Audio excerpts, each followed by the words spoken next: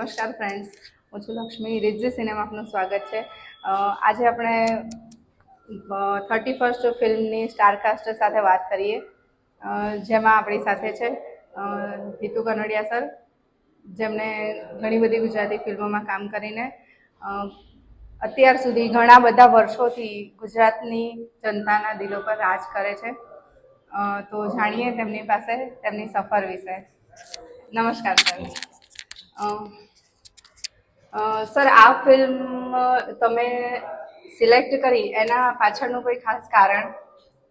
હું જે સ્ટ્રોંગલી વસ્તુ બિલીવ કરું છું કે કોઈ રેપ થાય, ગેંગ રેપ થાય, જી, તો જે વ્યક્તિ આ દુષ્કર્મ કર્યું હોય ને એને મારી નાખવો જોઈએ. ગોળી મારી દો કાં તો ફાંસીથી લટકાઈ દો એને ઓકે, પબ્લિકની સામે. જી, એ સ્ટ્રોંગ બિલીફમાં મારી પાસે આ પ્રોજેક્ટ આવ્યો. મારા ડિરેક્ટર રાઇટર પ્રણવ પટેલ આવ્યા અને સરસ આ સબ્જેક્ટ કીધો કે એ ટાઈપનો જ ઈમાનદાર એસીપી ઇન્સ્પેક્ટર જે હોય છે, જી, જી, એ એસીપીનો રોલ મને એમણે ઓફર કર્યો અને મેં તરત જ લઈ લીધો. કારણ કે મારી જ વિચારધારા, મને જે ગમે છે એવી પ્રકારનું આવો અલગ અલગ કન્ટેન્ટવાળી ગુજરાતી ફિલ્મો બનવી બહુ અગત્યની છે, જી, જેમાં મેસેજ પણ હોય. એટલે આટલા વર્ષોના કરિયર પછી હવે અમારી ફરજ થાય છે કે 4 પિક્ચર એન્ટરટેનમેન્ટ વાળા કરો અને 1 પિક્ચર મેસેજ વાળો કરો. જી, ચોક્કસ. એટલે આ મેસેજ વાળી ફિલ્મ છે, પણ જે ખૂબ એન્ટરટેનિંગ પણ છે. સસ્પેન્સ, ડ્રામા, થ્રિલર બધું જ છે અંદર. એટલે લોકોને જોવાની બહુ મજા આવશે. જી, સર, તમારું કેરેક્ટર કયા પ્રકારનું છે આ ફિલ્મમાં? ઈમાનદાર કેરેક્ટર છે. ઘણા બધા દબાવ એની પર આવે છે. જી, પૈસાના દબાવ આવે છે. લોકો કહે છે કે જે અક્યુઝ છે એને છોડી દો, આટલા પૈસા લઈ લો. એવા બધા દબાવથી પણ એ દબાણમાં આવતો નથી જી, અને માત્ર ને માત્ર કાયદા અને કાનૂનની રક્ષા અને ન્યાય મળે જે વિક્ટિમ છે એને, એના માટે એ પોતાની જાતને ખપાવી લે છે. ખૂબ મહેનત કરીને પછી એ જે વિક્ટિમને કેવી રીતે કોર્ટની અંદર ન્યાય અપાવે છે મહેનત કરીને, એ પ્રકારનું આખું કેરેક્ટર છે.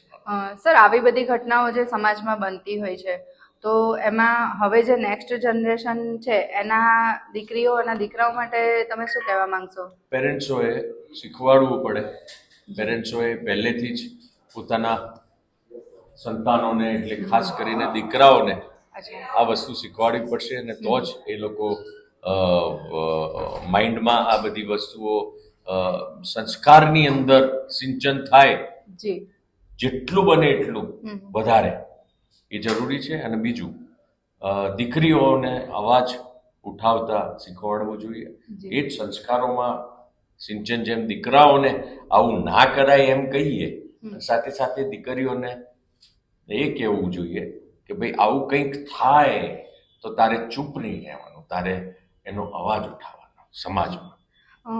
રેપ જે એક વિષય છે અત્યારે લગભગ ગુજરાતી ફિલ્મોમાં પહેલી વખત બતાવવામાં આવી રહ્યો છે, તો ગુજરાતી લોકો આ પ્રકારનું વસ્તુ બહુ ઓછું જોવાનું પસંદ કરતા હોય છે. તો તમારી મત પ્રમાણે આ ફિલ્મને કેટલો એક્સેપ્ટેશન રહેશે? વર્ષ લોકોને ગમ્યું, જોયું લોકોએ. જી, એલારો લોકોને ગમ્યું. આ જે અલગ અલગ કન્ટેન્ટ વાળી ફિલ્મો હવે લોકોને ગમવા માંડી છે.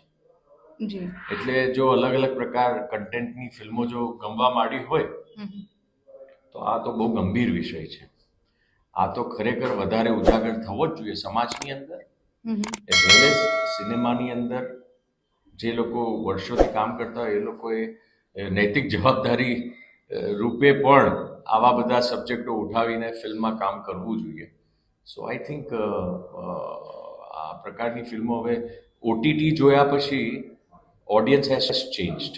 એટલે ઓડિયન્સ હવે ધીરે ધીરે આવું બધું જોતી થઈ છે અને ગમાડશે પણ ખરી. તમે જે યોગ્ય મેસેજ આપવા માંગો છો એ લોકો સુધી પહોંચશે ખરો?